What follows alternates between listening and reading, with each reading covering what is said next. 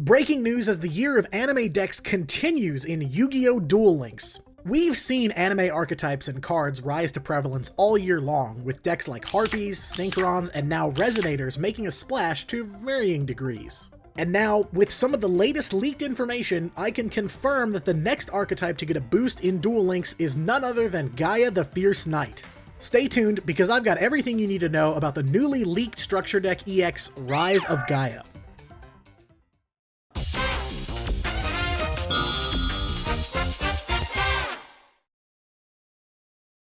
Hello once again to all of my internet royalty out there. I'm Diatonic, and I'm excited once again to be back and talking about the next set of leaks. With the KCGT preliminaries concluding over the weekend, it was only a matter of time before the next maintenance period and the inevitable leaks that follow.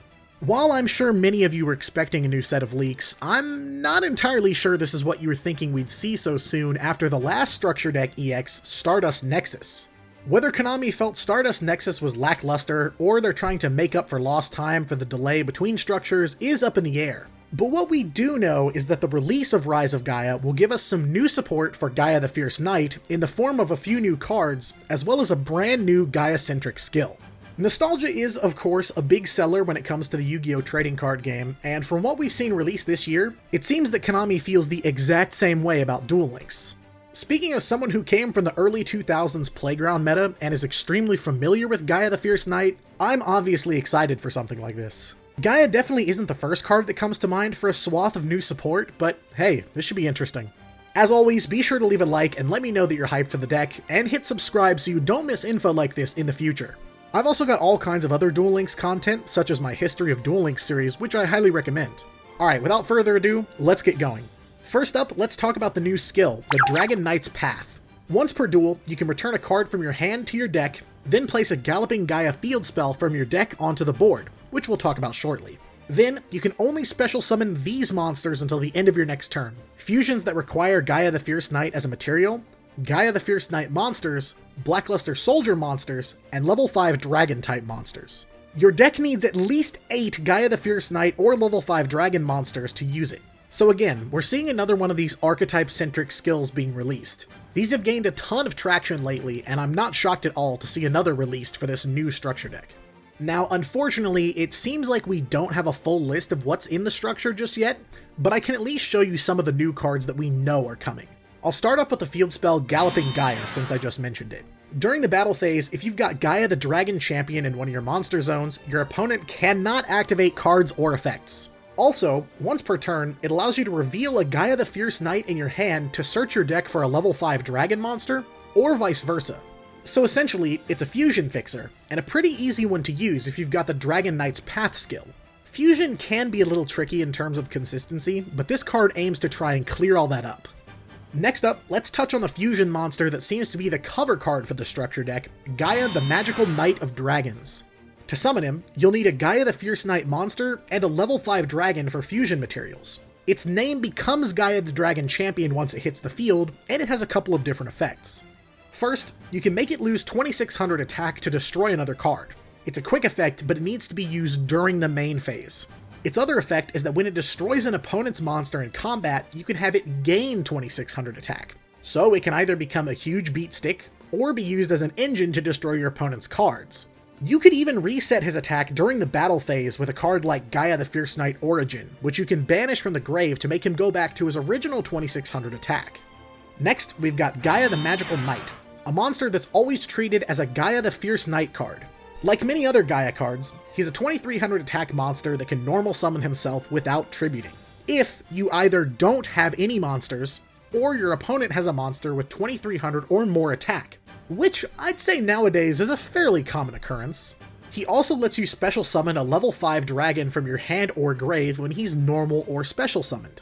I could definitely see him involved in some double fusion shenanigans. If you go second and your opponent summons a big monster, you could fuse, summon this card from your hand, revive a dragon you just used as part of your first fusion, then fuse again. But that may not be the most consistent or useful strategy. We'll just have to wait and see, I suppose. The last new card we've seen so far from this structure is Soldier Gaia the Fierce Knight, a 2600 attack monster that can be special summoned by tributing a dragon fusion monster. If you special summon him, he can move an attack position monster to defense position. You can also tribute him to add a level 7 or higher warrior monster to your hand, except for himself. I'd assume his main role in a deck would be for a quick OTK. Since his special summon can be performed as a quick effect, you could easily tag him out during combat for some extra attacks.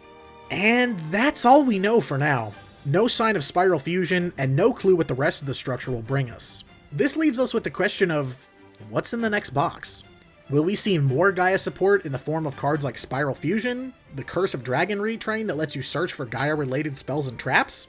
I'm not willing to go too far out on this limb and say that Gaia's gonna win an MCS, but depending on where the chips fall, I think it has some serious potential to do damage.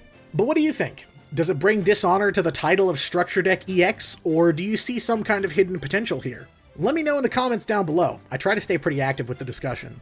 I'll be sure to keep an eye on this deck and bring you all the Gaia coverage you could ever want as soon as we've got more info. But for now, I've been Diatonic. Thank you so much for watching, and I'll see you again soon. Hey everybody, just popping in at the end here to give you a quick update on the channel and content for the month of June. As some of you may or may not know, I've actually been living abroad in Japan for, oh man, about 3 years now, and my time is quickly coming to an end. I'm planning to move back to the US about 2 or 3 weeks from the time of this upload. So I'm really busy in terms of packing and shipping and cleaning and just getting ready to make my move. So in the month of June, pretty much everything in terms of uploads are going to be paused. I'm planning to come back strong in July. I want to put out the 4th history of Duel Links. I want to do a new episode of Missing Links, and I'd like to do another deck profile and combo tutorial, all in July.